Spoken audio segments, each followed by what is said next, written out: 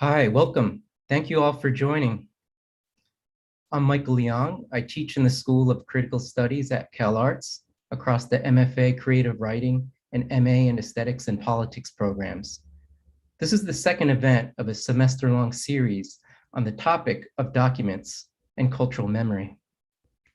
So much depends on documents. They bring into existence a range of social objects, from citizenship to criminality to debt. As epistemic objects, they are the fundamental building blocks of archives, museums, and other institutions of memory. Though documents may promise us a certain evidentiary purchase on the past, they are always at risk of being forged, forgotten, or fetishized. This semester, we're exploring the ethics, aesthetics, and politics of documents, with a special attention to how artists and writers employ them both critically and creatively in their works, and how those works become self-reflexive documents that attest to the larger cultural rhythms of memory and forgetting. If you missed our first event, you can check out the video on the Aesthetics and Politics YouTube channel. And I hope you can join us on the 29th at 7 p.m. for Karina Elma's remote lecture, Memory, Coherence, and Rupture, U.S. Central American Subject Formations. Today, I'm very excited to introduce Latipa, who will be presenting a talk for us called The Absence. Latipa is a visual artist, theorist, and associate professor of media and cultural studies at UC Riverside. Her work summons sites of memory and resistance in the wake of historical dispossession, migration, and diaspora. Latipa's projects include Gaza Before the Law, a film about the failure of the US legal system in matters of justice for Palestine. The Archives Fold, a multi-image slide installation that explores the violence of the US colonial archive by reading its images through past and future ancestors. And White Gaze with Việt Lê, an artist book and photographic installation that poses a decolonial counterpoint to National Geographic and its legacy of imperialist visuality. Past projects of note include Perpetual Peace, a multi-channel video installation about extractivism and ecological disaster in the Philippines, Basing Landscapes, a single-channel video installation about the gendered violence of neocolonial occupation, and Civil Society, a 3-channel video installation that considers cultural memory through the lens of 2 events, the 2005 uprisings in the French banlieues and the 1992 uprisings in Los Angeles. After Latipa's talk, we'll be having a Q&A session of about 10 to 15 minutes. So do keep track of any questions you might have. You'll be able to employ the little chat box through YouTube. Let's welcome Latipa.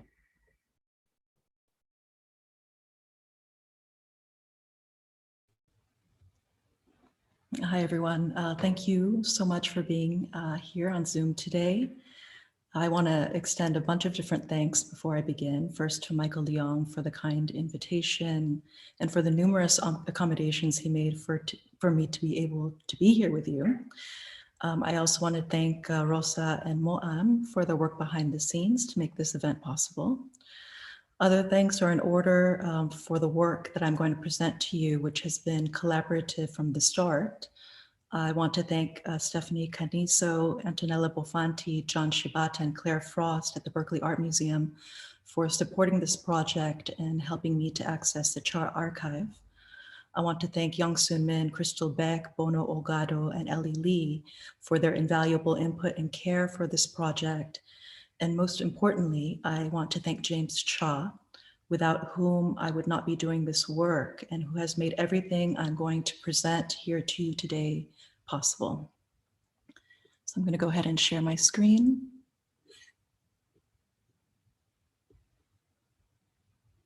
Oops, yeah.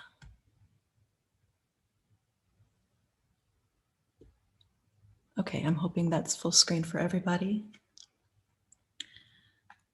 So this is a project that is in its early and fragile stages of becoming. It's a film and multimedia installation entitled The Absence that centers the life, work, and legacy of the artist, Theresa Hak Kyung Cha. When I was first asked to give this lecture, I debated speaking on projects that were already completed. It would have been easier to do so. It would have taken less work, and it would have felt a lot less risky. But instead, I chose to do something that makes me feel quite vulnerable, which is to share work with you that is barely formed, that still only exists in conversations, thoughts, and feelings, and where I'm really in the middle of trying to figure out its contours and limits, its stakes and commitments, its heart and its soul. So I ask that you bear with me as I stumble and fall and perhaps even fail in this attempt to say something that is not only impossible to say, but new for me to say to myself, let alone to someone else or to many others, as the case may be today. The word essay is actually rooted in a notion of an attempt, not an arrival. Essay in French means to try. So I take heart in writing and now reading this essay, because even if I might fail, I tried, and it felt important to me in my own being to try, because I'm swimming so deep in these ideas, and perhaps I look to all of you as a buoy bobbing in the water, a place to rest for a moment before continuing on this long swim. As artists, I think that our primary work is to be true to these feelings, the ones that nag at you and don't go away, the ones that come from your gut and turn your world inside out. Easier said than done, because in order to do so, it often requires that one face one's own fears, that one sit with heart-wrenching difficulty, and that one become porous in their relation to the world. I look to Theresa Hak Kyung Cha as the epitome of this courage, this artistry, this ferocity, and this insight. I look to her and her work today, as I have since I first began making art, as a beacon whose light shines from a time past to guide us to our future shores. Today's discussion will be hard, and I want to offer a warning in advance that I will be speaking of issues that are very sensitive, if not impossible to discuss, like the brutality of sexual violence against women and femmes, like femicide, like death, loss, grief, and mourning. Many of us are listening to this lecture from different places with regard to these issues. Some of us have been victims of sexual violence ourselves. Some of us are friends and family members of those who have experienced violence. Some are onlookers who might feel distanced from the matter, and some of us might even be perpetrators. I ask that no matter where we come from in this discussion, that we enter with an open heart to what will unfold, and that through our communal willingness to listen and to sit with difficulty, we might open a door that we didn't quite know existed before.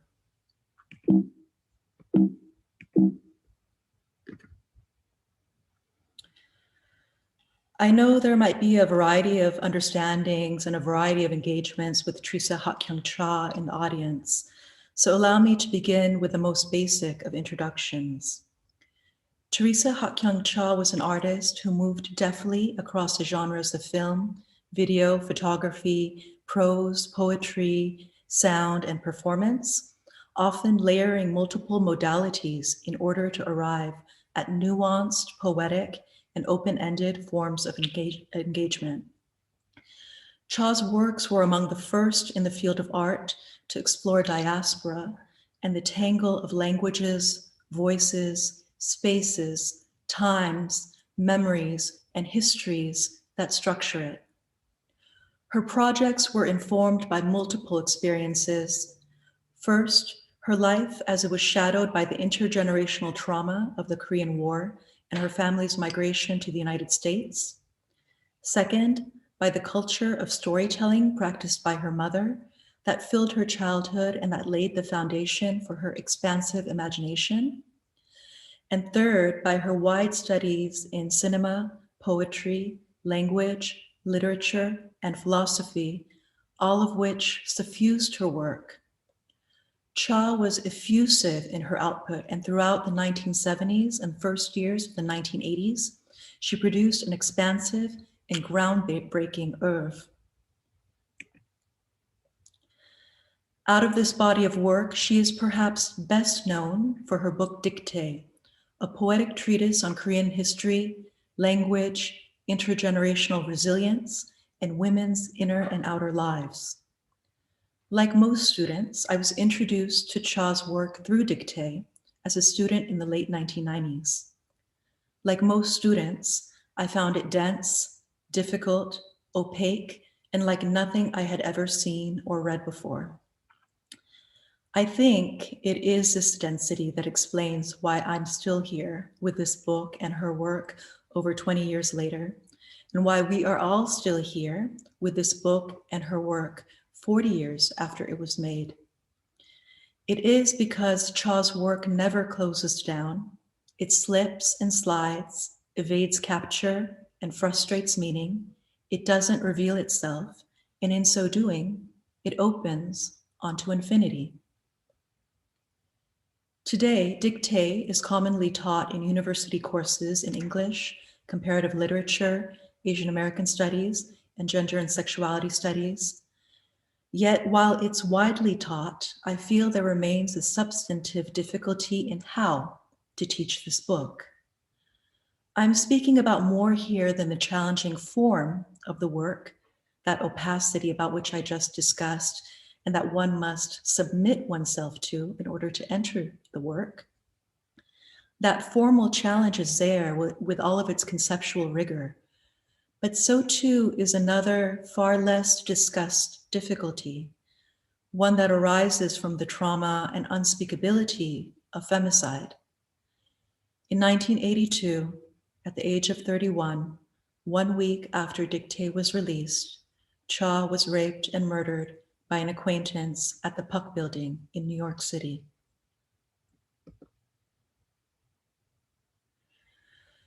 When you are still a young student of art and literature, the artists and writers you are learning about seem really far away.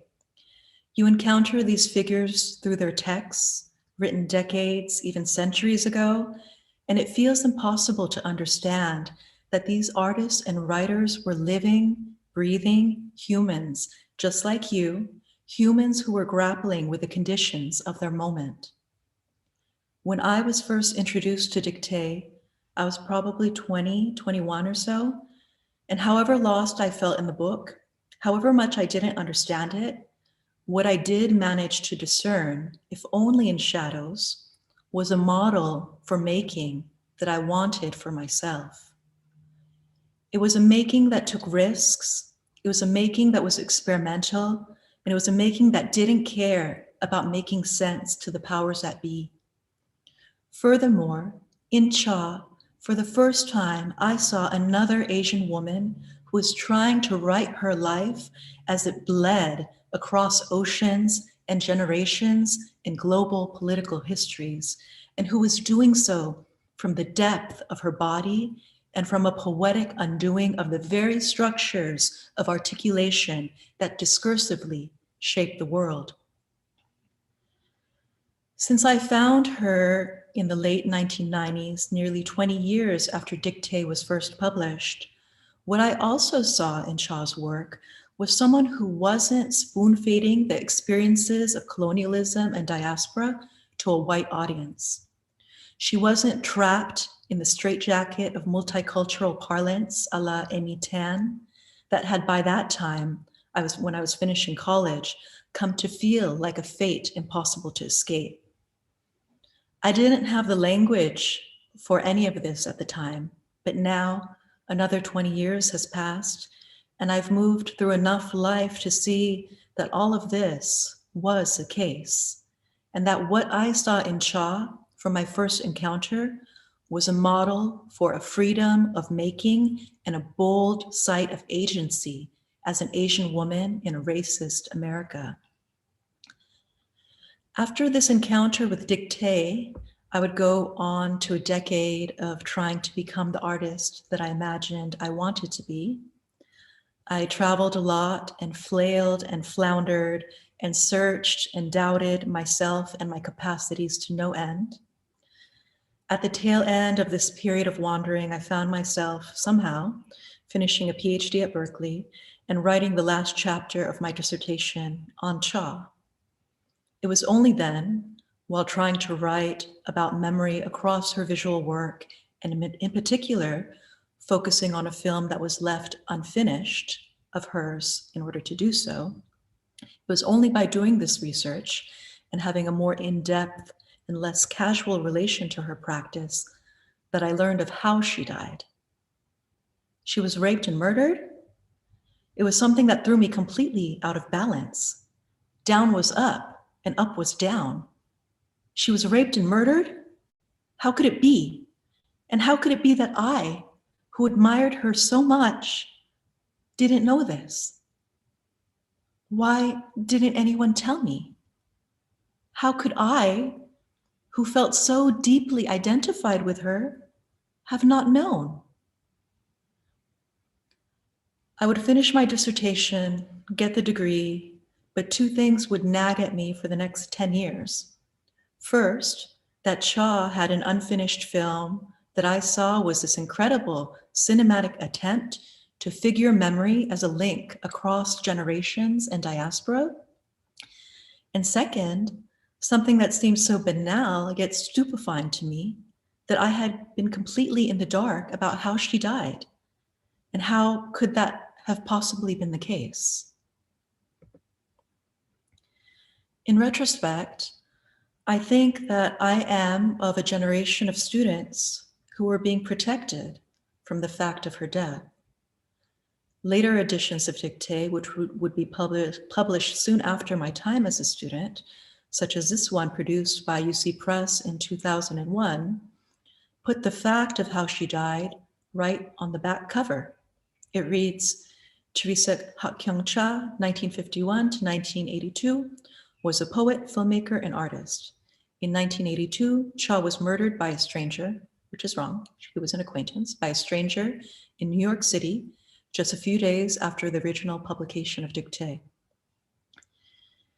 Even with this information on how she died on the back cover, I think as readers who might not have known her, but who love her all the same, who might, like me, have been completely altered forever by her and what she did, we've been left between two impossibilities: either a silence surrounding what happened to her, or the absolute finality of what happened, stated as nothing more than a fact.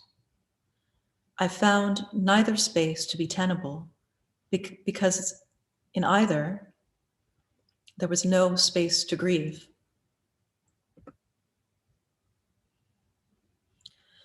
Just as Theresa Hak Kyung Cha exists in the discourses of art, literature, poetry, Asian American studies, women, gender, and sexuality studies, just as she is written about, spoken about, and studied in length in these fields, so too does she exist in another discursive realm about which we in the humanities never hear about. This is the realm of juridical discourse, where she exists as a legal case. And through this case's citation, she serves as a precedent for future legal cases involving sexual violence. In this realm of discourse, Theresa Hak Kyung Cha is not an artist, she's not a poet, she's not a writer, she's not an editor, she is, quote unquote, Mrs. Cha, a victim of sexual violence. She is Mrs. Cha, a dead woman. In The People versus Sansa, from the Appellate Division of the Supreme Court of New York, First Department, filed on December 9, 1986, the text reads, and this is about 3 paragraphs down on the left side for you all. the first paragraph down actually. The evidence at trial also established that on November 5, 1982, Mrs. Cha was on her way to meet her husband when she was allegedly attacked by defendant. She and her husband were supposed to meet at 5 p.m. When she did not appear, her husband went to have a drink with some of his friends. Earlier that day, at about 3 p.m., defendant, who worked as a security guard in the same building as the victim's husband, spoke with one Gibson, who asked him to supervise the unloading of a van used in the renovation of the building. Gibson gave defendant the keys to the vehicle, which was parked outside in a back alley. The victim's husband, a photographer for the renovation project, had an office in the basement, not far from where the defendant had a locker, which contained his guard's uniform and nightstick. The floor of the van was covered with various materials, including straw and debris from the work on the renovation project. Mrs. Cha left her place of work at the Metropolitan Museum of Art at 4:30 p.m. to meet Kenji Fujita, an owner of an art gallery, which was about a 15-minute walk from the building where she was to meet her husband. She met Fujita sometime before 5 p.m. and left before dark. This was the last time she was seen alive. Defendant punched out at 5:15 p.m. but did not leave the building. Sometime between 5 and 5:30, he gave the keys for the van to the security guard at the front desk. At 6:05 p.m., he was seen leaving the building by the security officer. However, he returned around 7:10, explaining to the guard that he had forgotten his bag. He went downstairs to his locker and returned 15 minutes later, carrying an overnight satchel and a red shopping bag.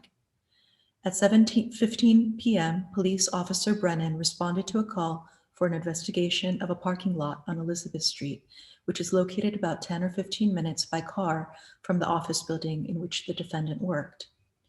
At the parking lot, the officer found the body of Mrs. Cha. Her pants and underwear were down around her knees. She had only one boot on, and there was blood on the back of her head. Her wedding ring was missing, as well as her purse and wallet, but her Timex wristwatch was still in place. Later in the text, it states, and this is 3 paragraphs down on the left side, the police were initially unable to ascertain where Mrs. Cha had been murdered. However, her husband and her brother, and it was actually 2 brothers, searched the building where defendant worked and found a room the police evidently had overlooked. Inside, they found the victim's other boot, gloves, hat, and button. There was also blood on the floor and a pattern of scrape marks, which were consistent with abrasions found on the victim's body. The medical examiner's testimony showed that Mrs. Cha had been killed within a few hours of the time she was found.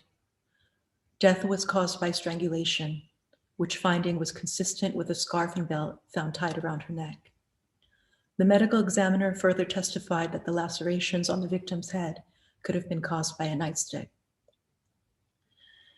So this is one version of the story, the law's version.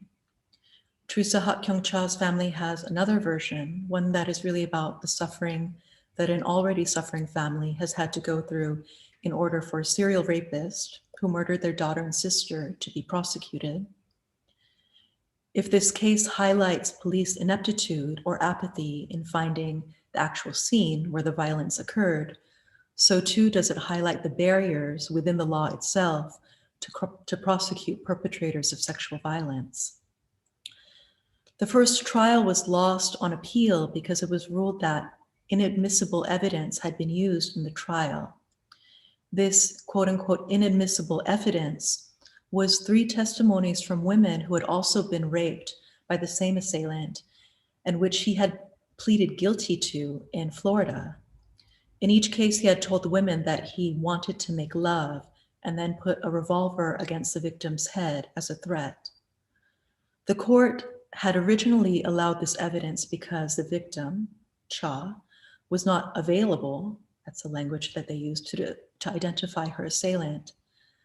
But then on appeal, it was decided that the inclusion of this evidence did not meet what's called the Molyneux standard, which is motive, intent, the absence of mistake or accident, a common scheme or plan embracing the commission of two or more crimes so related to each other that proof of one tends to establish the other, or the identity of the person charged with the commission of the crime on trial. So the final, judgment of this appeal was the following, and you see it on the right column, second paragraph down. As the foregoing descriptions of the 3 rapes to which defendant pleaded guilty demonstrate, there was hardly a unique characteristic in the rapist procedure. Actually, descriptions establish no plan in common with the rape committed in this case. Actually, the differences are more notable than the similarities. The 3 Florida rapes took place in apartment houses in the victim's apartments. In the case before us, the crime was committed in an office building. Aside from the gun threat, the Florida rapist was relatively polite, as attested to by the victims. In our case, there was a savage assault resulting in death. This does not demonstrate a common plan. The evidence of the 3 Florida rapes merely establishes that defendant is a convicted rapist. It provides no tendency to establish that he is the same person who raped and killed the victim in our case. Thus, such evidence should have been excluded because it was highly prejudicial and demonstrated a propensity to commit rape. It proved nothing about our case. Gunpoint threats and theft or attempted theft of jewelry are hardly unique or uncommon in rape cases. The conviction for murder and rape was reversed with this appeal, and the case was slated for a retrial. This is where Cha's other discursive life takes on quite a different trajectory. For just in my initial research, I found the case cited in the Chicago Law Review here, in an essay on sex offense evidence here, and in a basic course for prosecutors here. And this is only skimming the very top of things. And so from this, I understand that the 2 discourses do not meet, the 2 discourses of art and law. In fact, they cannot meet. In art, we want Theresa Hak Kyung Cha to remain eternal. We need her vibrant and expansive, her practice to remain so, and to remain unsullied by the brutality of her death. And in law, she is a victim of sexual violence, she is a dead woman, and she is a trial that establishes a serious precedent for the inadmissibility of evidence in cases of sexual violence. Between the 2 discourses of art and law is a silence incompatible with either the eternal life of her work or the brutality of the manner of her death. Could it be that beyond just the difficulty of sexual violence, such discursive limits are doing a kind of invisible work in the field, propping up the discourse, buttressing its fragility in the invisible ways that power operates? Both art and law, in some way, need her to not be a whole person in order for the discourse to function. Can she still be an artist if she is also Mrs. Cha? What part of this has not only to do with the respect for the grieving family or respect for her work as an artist, but actually has something more to do with the shame of sexual violence and with our culture's tacit acquiescence to femicide as a central motor for the continuity and expansion of capitalism? I think of the disappeared women of Ciudad Juarez, the missing indigenous women across the Americas, comfort women, prostitution as central to militarism, the murder of 8 people, 6 of them Asian women, all immigrants working in Atlanta spas. In example after example, what might in the realm of law be treated as an isolated case of violence is actually a much larger pattern with a much longer duration of empire and patriarchy. Thus, if this section has focused on what was inadmissible in the court of law in Cha's first trial, then what we are talking about here is also what is inadmissible in the realm of culture. Can one write on one's CV that one's been raped, along with an address and phone number? Surely the experience is just as constitutive, just as formative as the other random biodata one might list: languages, hobbies, children. There has been only one essay published in English on the subject of Theresa Hak Kyung Cha's death. It was written by Kathy Park Hong in 2020 as a chapter of her widely acclaimed book, Minor Feelings.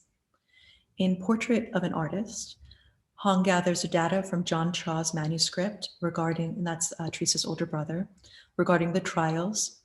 And she writes a searing description of the Cha family's collective experience of finding the crime scene, and writes of the silence that has surrounded Cha's death. Where does the silence that neglects her begin? Where does the silence that neglects her end? And where does the silence that respects her begin? The problem with silence is that it can't speak up and say what's silent. And so silence collects, amplifies, takes on a life outside of our intentions. In that, silence can get misread as indifference, avoidance, or even shame. And eventually the silence passes over into forgetting. For a moment, when I first read Hong's text, I was relieved. While I had had a similar project in mind for a decade, it seemed she had already done it. But as I've sat with her analysis, I realized that I actually have a very different take. While we are both interested in this silence, I think what might be different in our understandings of silence are its very nature, its condition, and its location. For if Hong, the silence is about speaking up about what happened to her, breaking the silence would mean to speak up, to produce discourse, to give language, and more and more and more language to it. I think it's true that there's silence. I experienced it myself, and it was formative to my development. And yet I would take a more Foucauldian route, for as Foucault warned in The History of Sexuality, Volume 1, to speak is to actually further enmesh a subject, for him sexuality, in the discourses of power that want to contain it. My perspective grows from the depth of my work in memory, and it is one where I feel silence is not an emptiness to be filled, but is rather itself a form. The work is not to make the silence speak up, but to begin to understand how and why it had to exist, to understand what it has allowed for and what it keeps us from, and to work with the silence as Cha would have worked with it, namely as an absence where multiple times and stories ruptured by historical circumstances might tenuously meet. I want to linger for a moment on the influences that shaped Cha's practice. First, there was her life as it was shadowed by the intergenerational trauma of the Korean War and her family's migration to the United States. Cha was born in 1951 in Busan, in what is now South Korea, right in the middle of the armed conflict waged in Korea between 1950 to 1953. It was the height of the war, and her family, like pretty much all Koreans of this era, were fleeing the critical storm of communist, Russian, Chinese, and American forces vying for Korea. Both Cha's mother and father had grown up in Manchuria during Japanese occupation, and her mother's parents, that's her mom's mom and her mom's dad, Cha's grandparents were born in what is now North Korea, but migrated north across the Tuman River in search of that small measure of freedom from Japanese occupation that it was rumored Manchuria would provide. Cha's grandparents would find refuge in a small autonomous territory in Manchuria run by Canadian missionaries. And it was there that Cha's grandfather would find work as a hospital manager in a town called Yeongjong, where Cha's mother would be born. Just as a note, all of these images come from the Cha family archive, and in particular from her younger brother, James Cha. So for those of you who are unfamiliar with this era of Japanese occupation, which technically lasted from 1910 until the end of the Second World War, but can surely extend backward and forward in time, it was a project of empire building that was not only about force and guns, but also premised on assimilating Koreans into Japan, which meant a vast cultural project to eradicate Korean culture and language. That's why in Dictée on page 45, in the first section that's addressed to Cha's mother, who is imaged here, Cha writes, "Mother, you are a child still, at 18, more of a child since you are always ill. They have sheltered you from life. Still, you speak the tongue of the mandatory language like the others. It is not your own. Even if it is not, you must know. You are bilingual, you are trilingual. The tongue that is forbidden is your own mother tongue.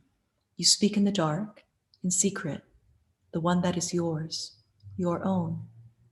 You speak very softly. You speak in a whisper, in the dark, in secret. Mother tongue is your refuge, being home, being who you are, truly. To speak makes you sad, yearning. To utter each word is a privilege you risk by death, not only for you, but for all of you who are one, who by law, tongue tied, forbidden, tongue."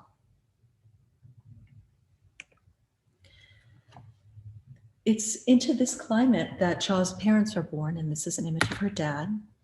They're born, they grow up and become adults. And it is in the context of this intergenerational passage of this violent occupation that worked not only from the outside in, but from the inside out, that Theresa Hak Kyung Cha's rigorous interrogation of language and the poetic lines of flight she draws across various language and within languages themselves might be situated. The second main influence that I want to raise is that growing up, Cha was suffused with a culture of storytelling, mainly from her mother, who is also a writer. Stories filled her childhood, and that laid the foundation for her expansive imagination.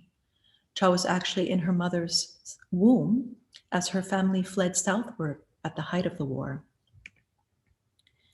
In an unpublished manuscript entitled Whispers of Memory, written by her mother, especially for Theresa after her death, and told to Theresa's brother James, who translated it and shaped it, Cha's mother describes the family's harrowing journey southward at the height of the war. She writes, "One thin line of moving objects against the white sheet of the city. It was us, your father with your brother on his back, me with your sister on my back, and you, almost 7 months and growing inside of me. We were mute, nothing to say. Our 2 pairs of feet moving forward like machines, kicking through knee-high snow, leaving a lone track, soon to be covered by other snowflakes. My mind was busy thinking about the warm room we had just left behind, the food that we prepared for the winter months, and the clothes we could not carry. I was very reluctant to leave our little place where we lived humbly, all because of this journey that was forced upon us." And then a few lines later in the text, she writes unequivocally, "We were refugees." After their time in Busan, the family would migrate in 1960, first to Hawaii and then to the Bay Area. And the difficulty of this migration, I think, is really cited directly in works like this one. This is a piece called Amer, and in the French, Amer means bitter.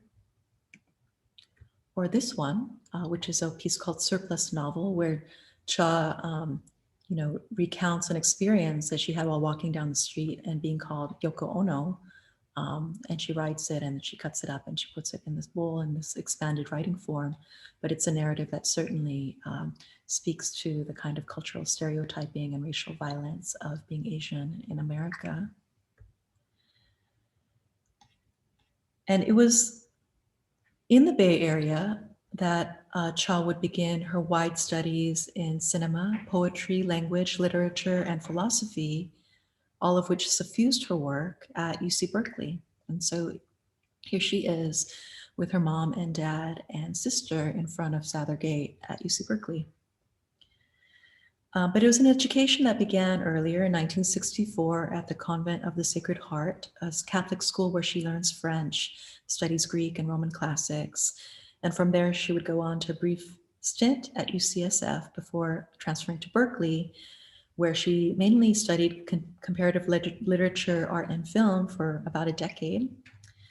And it was at Berkeley that she really grew as an artist. So in this image, you actually see her with her pants covered in clay because she was working in ceramics. But it was through her work with the professor and artist James Melchert that she would expand her practice to all kinds of medium, performance film, video, expanded writing, artist books, photographs, site works, mail art. So these are just a few images. She moves to New York in 1980 and then is also involved in this stunning vortex of activity. She edits what I think is the first volume of French film theory in the United States, which was titled Apparatus. And she and her brother James also traveled to begin shooting a film in Korea that was entitled White Dust from Mongolia. And so this is an image of James and Theresa circa around 1980. And this is an image of Theresa with that wind-up Bolex that they brought to Seoul to film.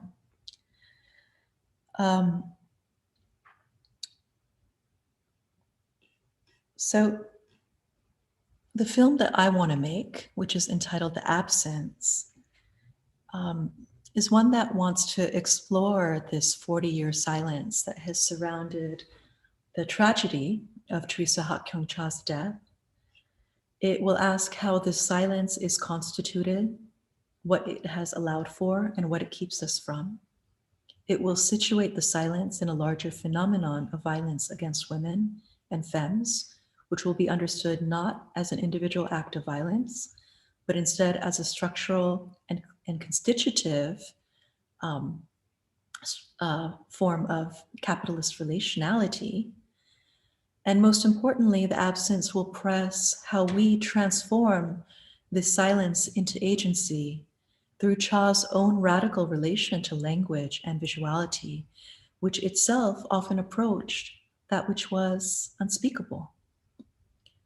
As a contemporary reader, one cannot help but read many passages from Dictée, which grapple so closely with death in resonance with the event of her death. Yet throughout Cha's life and work, she was always undoing dualisms, whether they be between darkness and light, black and white, or death and life. She occupied a space that was neither one nor the other, and each of her projects was a space of suspension where language could offer a line of flight from dichotomies and the stilted boundaries of meaning. The Absence, which is what I'm calling the film that I'm making, will be based in the fragments from White Dust from Mongolia, the unfinished film that Cha started before her death. And the title for my film comes from a project description that Cha wrote for White Dust from Mongolia.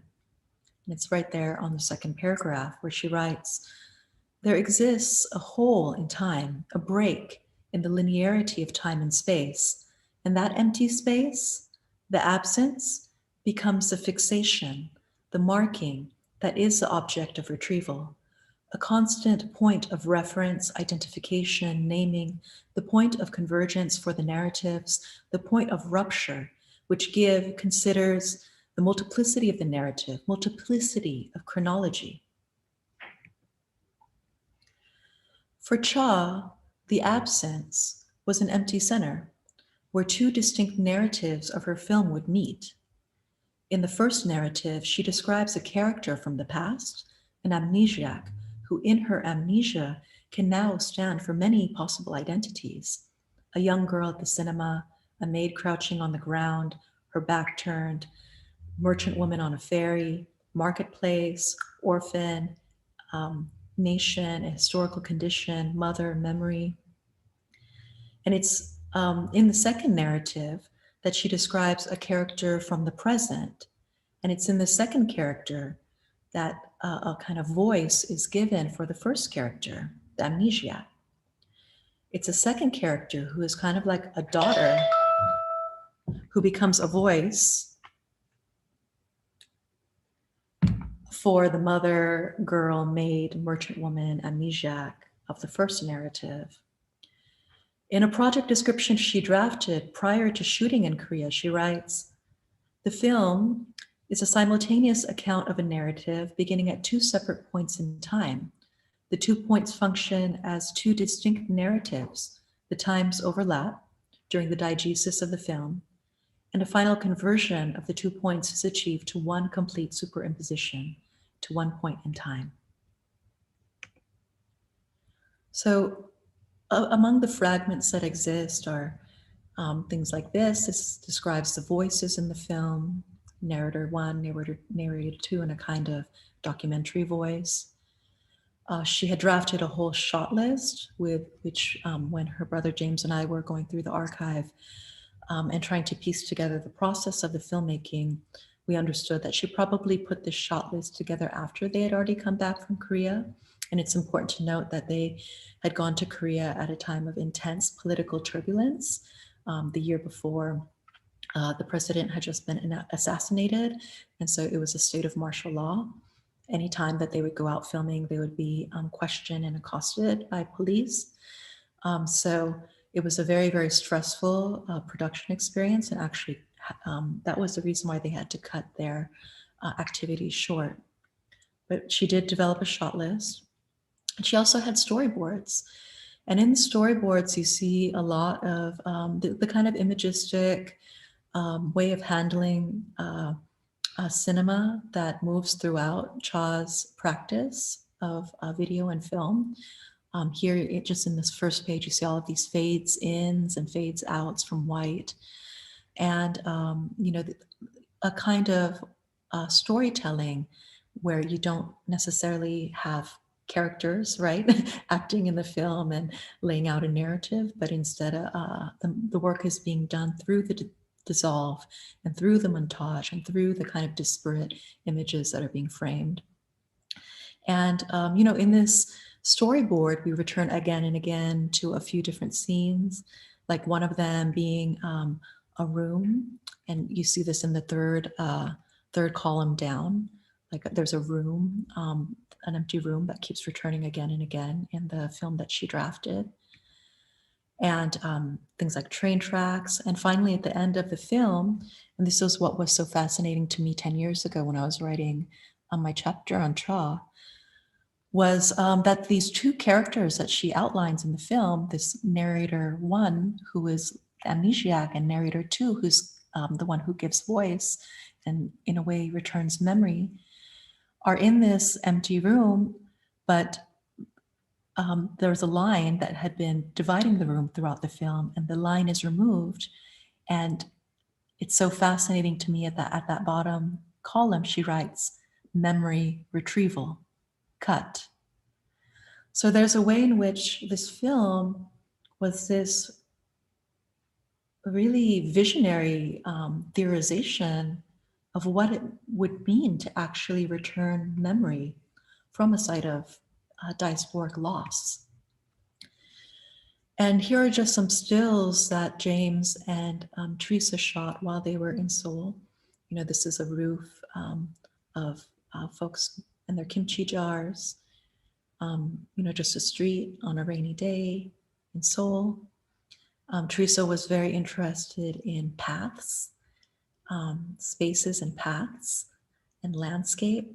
So they were shooting that, and they were just wandering around the kind of perimeter of Ewha University where they were staying and shooting what would come.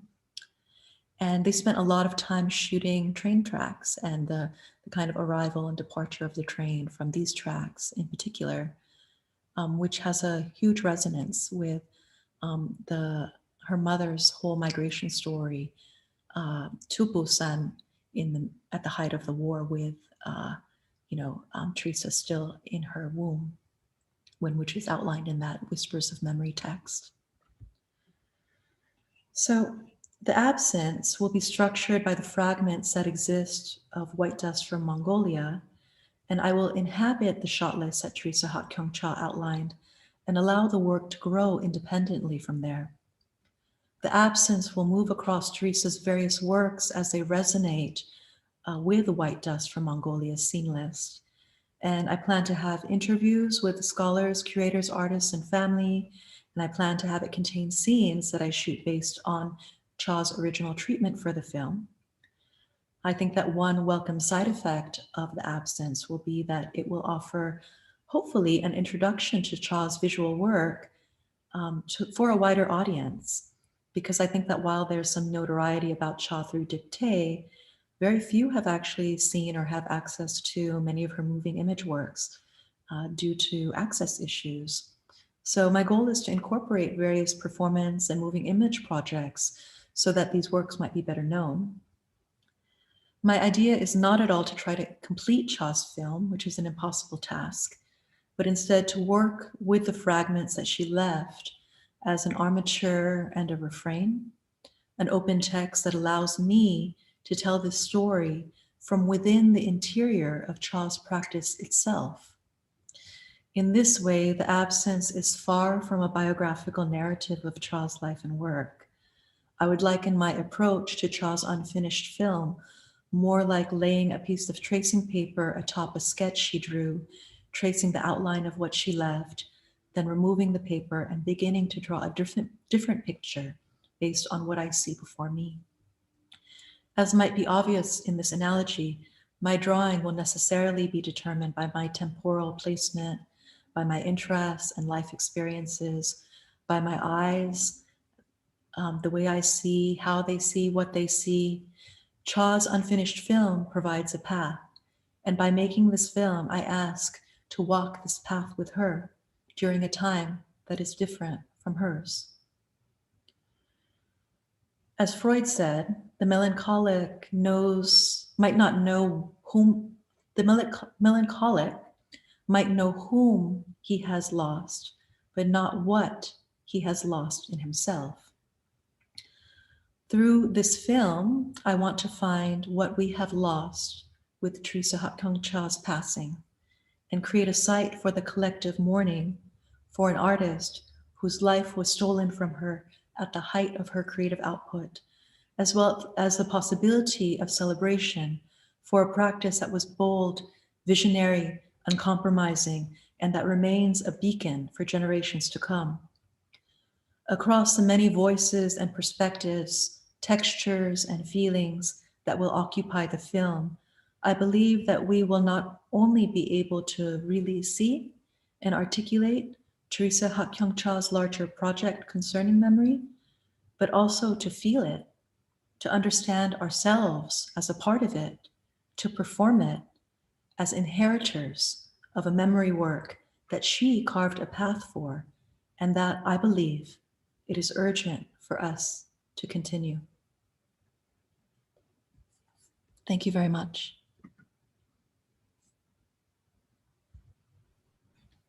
Thank you so much, Latipa, for that fascinating presentation. I'm particularly appreciative of your willingness and openness to talk about a work in progress. And it's, it has my neurons firing, and it would be an understatement to say I'm so excited for this this project that you're undertaking, which seems very necessary. We do have some some time for audience members to ask questions. So do utilize the chat column if you want to ask Latipa anything about Cha and her film about Cha.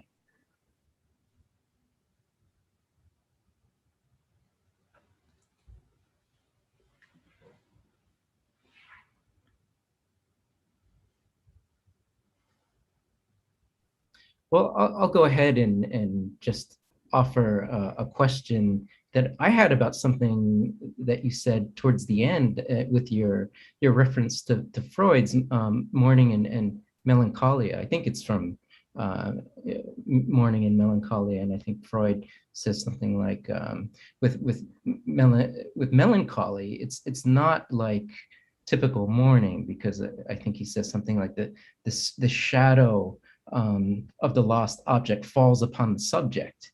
And I don't want to presume, but it seems like what you want to explore is a kind of larger cultural melancholy that we have about Cha, about her absence within our cultural, artistic, and intellectual lives. I'm curious if you could speak a little bit more about that. And to me, it's such a potent idea, because it doesn't presume what is the absence, right? It doesn't presume about the silence, right, surrounding Cha's rape and murder, for example. So I found that very generative, and again, I'm wondering if you can speak more to that. Certainly. Yeah, I mean, I think that's exactly where it's from, Mourning and Melancholia. And, Freud was theorizing from a psychoanalytic perspective, obviously, psychotherapy perspective. And so it was about an individual and what happens, for an individual who is experiencing melancholia. And he says that what happens is that, that melancholy, that inability to understand what the person has lost in themselves, actually depletes that own person's own ego, right? So that they can't really function in the world. Their orientation is not toward the world, but in this kind of like almost closed off, internalized state of paralysis. Whereas the subject who is able to mourn can actually see that loss as something that lives in the world. The world has lost someone. The world has lost something. And so I think that there's some profound analogy there between what Freud is describing in individual psychoanalytic context and what I think we are all experiencing at a larger cultural level in relation to Theresa Hak Kyung Cha. And that's where the kind of analytic that I did, thinking more discursively about where she's spoken of in what way, and the kind of impossibility of law and art, those discourses coming together. For me, that's really the kind of I would call it like interdisciplinary work, right? That is to be done here, and it's not like it's not a kind of surface interdisciplinarity, right? Where you kind of come together, but neither discipline changes. In fact, to think together art and law in the context of discourse about Cha is to undo both sites and to ask what is actually necessary to hold up each site as a kind of proper discipline. And once we think about it that way, both of them actually fall apart. I really appreciate that response, because it does seem like interdisciplinarity, it's sort of, administrators like to use it as a buzzword, and it seems like we all agree that we want it, but often we don't question how does that actually happen in a rigorous way. Oftentimes, for example, interdisciplinarity comes at the cost of sort of the deep questioning of disciplinary boundaries. So I really I appreciated your deep thinking across these various archives: Cha's archive, the Cha family archive, the larger cultural archive, but also the legalistic archive, which I did not know much about. And, you know, that Cha, you know, is, of course, we know her as an artist, as a writer, and, you know, Kathy Park Hong's chapter is sort of the Joycean portrait of an artist. But I appreciate how you're moving beyond, and you're thinking about Cha as a kind of legalistic discursive formation, and how problematic it is, and how problematic is there's a kind of perverse legalistic hermeneutics in play in some of that I sensed in that material that you were sharing with us. I guess this is not so much a question as just as an appreciation of what you're doing. There is a question coming in from the chat. Beautiful, touching talk. You mentioned capitalistic relationality, I think, that you might explore in your film. Would you give us a peek into what that might look like? Thank you.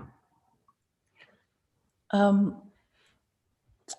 mean, I think that capitalistic relationality is fundamentally patriarchal, right? And if we're in the realm of talking about what is inadmissible, what is unspeakable, culturally, certainly sexual violence is that. But even more so, I think it's not only an individual experience of sexual violence that is unspeakable, but it's actually the way that that sexual violence is legitimated and mobilized globally as a tool of war, as a tool of empire, as a tool of the dispossession of Native peoples from the land. Again and again, in instance after instance, we cannot link, that kind of individual understanding of sexual violence with the larger systemic circumstances that we're living in, and that is the necessary link. That is the necessary link that we need to make, with Cha's legacy included, because women are still being raped and murdered. And that is exactly why we need to talk about her in this way. I don't think about it like a kind of focus on morbidity. I don't think about it as like a kind of undoing of her practice and an overshadowing of her life with her death. I don't think about it like that at all, but I think that that's the way that the silence has been excused in the past. I actually think about it as a condition, the very condition of possibility for really taking seriously what she was proposing in her work, which was so vast in scope. If you just think about the kind of temporal leaps, she was making across her projects, her capacity to bring together things that no one was doing this at her time. No one, right? She just, by virtue of all of just like this kind of like intersection of her life, she was able to. And I think that there is so much wisdom and knowledge there about how to move forward from what I think is like a state of paralysis on so many different levels with regard to what cultural production is, what it can be, and what it can do in the world.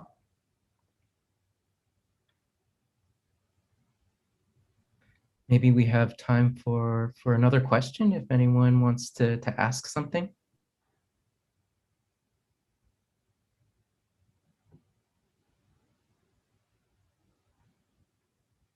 Well, thank you so much, Latipa, for sharing your ideas, for sharing your work in project, your work in progress. We will certainly be eagerly awaiting the absence. So I hope you keep us in the loop about that. Well, let's thank Latipa and wish her and her project well. Thank you.